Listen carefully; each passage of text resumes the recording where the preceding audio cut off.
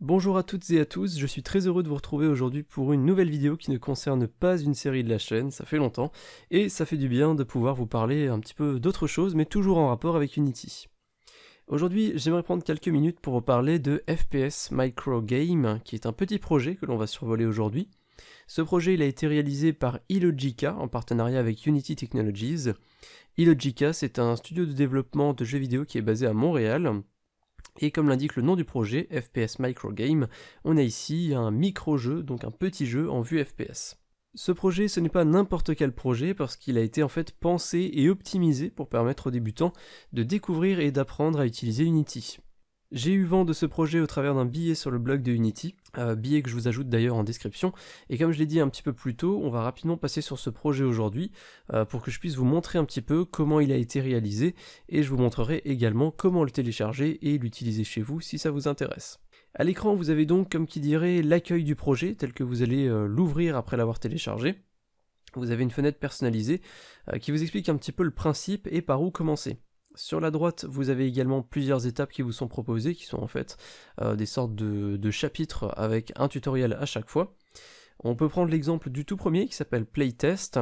En gros, ce que va faire ce premier tutoriel, c'est qu'il va nous apprendre à utiliser le mode Play, revenir en mode édition, faire une modification et tester cette modification. Donc si vous êtes un habitué de Unity, c'est en fait une étape que vous allez réitérer à chaque fois que vous développez votre jeu, mais que vous faites peut-être un peu inconsciemment. Donc c'est simplement créer quelque chose, le tester, créer quelque chose, tester, modifier, etc. Je trouve que le design et la façon dont le système de highlight a été réalisé, avec les boutons qui sont mis en évidence, c'est quelque chose de très intuitif. Je pense que Unity est un moteur assez simple à prendre en main, mais qu'en fait il est très difficile à maîtriser, un petit peu comme tous les logiciels de développement de jeux vidéo. Et c'est grâce à ce genre de projet qui donne la main aux débutants que ces derniers peuvent vraiment découvrir les possibilités et les capacités du logiciel Unity sans forcément se perdre dans l'interface qui peut faire peur, comme d'habitude à chaque fois qu'on ouvre un logiciel pour la première fois. Je vous propose en fond quelques secondes de gameplay avec le jeu tel qu'il est par défaut, donc je n'ai rien ajouté, rien modifié, c'est vraiment le projet tel qu'il est quand vous allez le télécharger. Je trouve qu'il y a plein de bonnes idées, de petits éléments qu'on peut reprendre dans d'autres projets, hein, éventuellement, comme la boussole que vous avez tout en haut de l'écran. C'est un élément qui revient beaucoup en ce moment, notamment dans certains jeux d'e-sport qu'on ne cite plus. Il y a également le petit menu d'objectifs que j'aime bien, qui apparaît en haut à gauche au début du jeu, qui vous indique votre ou vos objectifs. Le UI et les graphismes en low poly sont relativement simplistes, mais ils sont clairement suffisants pour vraiment donner envie d'utiliser ce projet, de le décortiquer un petit peu, et de découvrir plus généralement le développement de jeux vidéo. À ce propos, je vous propose aujourd'hui cette vidéo à titre plus informatif qu'autre chose. En fait, je rentre pas dans les aspects techniques, je vais pas ouvrir de script, je vais pas regarder trop en détail les objets, mais ce petit projet m'a donné une idée fort intéressante, ou plutôt ça a relancé une idée fort intéressante que j'avais depuis quelques temps, qui serait en fait une nouvelle série où on décortiquerait en fait des projets réalisés sur Unity. Donc dans un format de plusieurs épisodes, on pourrait prendre un projet, et on va en fait aller vraiment, littéralement le décortiquer, découvrir le cœur du projet, comment est-ce qu'il fonctionne au niveau des personnages, de l'intelligence artificielle, des particules, des éléments 3D, etc. Concernant ce projet précis FPS Micro Game, je suis passé très rapidement sur toutes ces choses-là de mon côté, juste pour voir un petit peu comment c'était réalisé. Et je me suis aperçu que, contrairement à ce qu'on pourrait croire, le projet est très complet. Il y a énormément de choses qu'on peut personnaliser, qu'on peut modifier. Et je pense que ça serait une très bonne base d'apprentissage. Et potentiellement, le fait de décortiquer un projet serait peut-être un nouveau système d'apprentissage aussi, qui pourrait être intéressant. Donc, bref, tout ça, ça ne dépend que de vous, donc j'attends vos retours dans les commentaires. Est-ce qu'une série de ce genre vous intéresserait? Il y a plein de projets qui sont open source sur Unity, et qu'on pourrait découvrir comme ça. Allez, je vais quand même rapidement vous montrer comment récupérer le projet de votre côté si ça vous intéresse. Alors il y a plusieurs façons de faire, mais la plus simple c'est clairement de passer par Unity Hub. Si vous ne connaissez pas Unity Hub, j'en ai déjà parlé au moment où le logiciel est sorti en bêta. Je pense vous en reparler très bientôt parce que le logiciel a quand même pas mal évolué. Mais en gros, Unity Hub, c'est une sorte de launcher qui a été développé par Unity Technologies, hein, donc la même boîte qui fait Unity évidemment. Et depuis Unity Hub, vous allez en fait pouvoir très rapidement lancer différentes versions de Unity. Ce qui est assez pratique si comme moi vous bossez avec plusieurs versions de Unity, style vous avez Unity 2018, puis Unity 2019 à côté, vous avez peut-être la bêta de Unity 2020 qui vous intéresse, vous pouvez l'installer sans forcément effacer les versions de Unity que vous aviez avant. Et en fait ça va vraiment tout vous organiser d'une façon vraiment très claire et concise. Ce que fait Unity Hub également, c'est qu'il va vous lister et vous ranger tous vos différents projets avec la bonne version du logiciel qui va avec. Donc c'est très facile d'utilisation, ça permet vraiment un gain de temps très intéressant.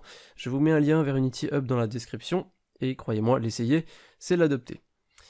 Bref, une fois qu'Unity Hub est installé, vous devez savoir que le projet que je vous ai présenté doit absolument être lancé dans la version LTS actuelle. LTS qui signifie Long Term Support. C'est en gros la version de référence du logiciel qui va perdurer pendant plusieurs années. Et cette version actuellement c'est la 2018.4. Donc désolé si vous êtes sous Unity 2019 ou 2020 potentiellement. Il va falloir installer en plus Unity 2018.4, mais comme je vous l'ai dit, avec Unity Hub c'est très facile et rapide à faire. Une fois que vous avez téléchargé la dernière version LTS, vous pouvez simplement vous rendre dans l'onglet Learn de Unity Hub.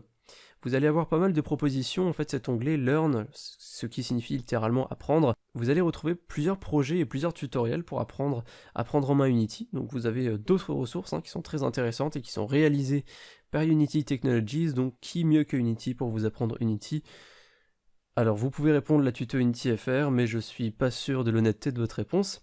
Quoi qu'il en soit, une fois que vous arrivez dans l'onglet Learn, vous allez trouver FPS Microgame, donc moi il est directement sur l'accueil parce que le projet vient de sortir. Vous aurez peut-être à chercher un petit peu si vous regardez cette vidéo quelques mois après sa sortie. Vous pouvez simplement cliquer dessus, faire télécharger.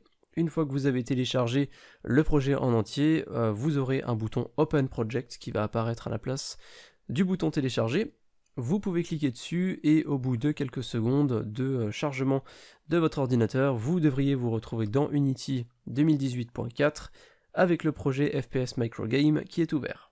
Et maintenant, à vous de découvrir le projet, baladez-vous un petit peu, faites des tests, modifiez des choses. J'espère que cette courte présentation vous a plu, j'attends vos retours quant à cette vidéo et à la proposition de décortiquage de projet. Alors j'ai pas de nom précis pour cette série, mais c'est un petit peu le principe.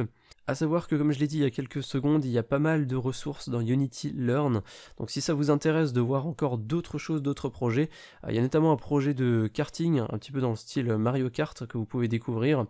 Ça serait aussi un projet qu'on pourrait un peu disséquer dans une série et étudier. Donc surtout voilà, soyez curieux, n'hésitez pas à aller voir ce qui est proposé dans Unity Hub. Je reviens très rapidement sur le thème de la vidéo d'aujourd'hui, FPS Microgame, ce projet. Dans le billet du blog de Unity, il y a une jam qui a été annoncée concernant ce projet. Donc une jam, c'est une sorte de mini-compétition pour laquelle vous avez un temps imparti pour réaliser un jeu vidéo. Et ensuite c'est la communauté ou un jury qui va voter pour le ou les meilleurs jeux basés sur certains critères. Une sorte de compétition de création de jeu.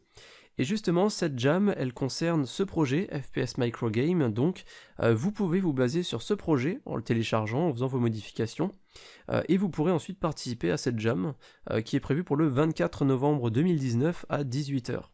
Alors c'est une jam qui est plutôt à destination des débutants, donc si vous commencez sous Unity, ça peut vous intéresser, surtout si vous n'avez jamais réalisé de jam, parce que c'est quand même un événement qui est très sympa.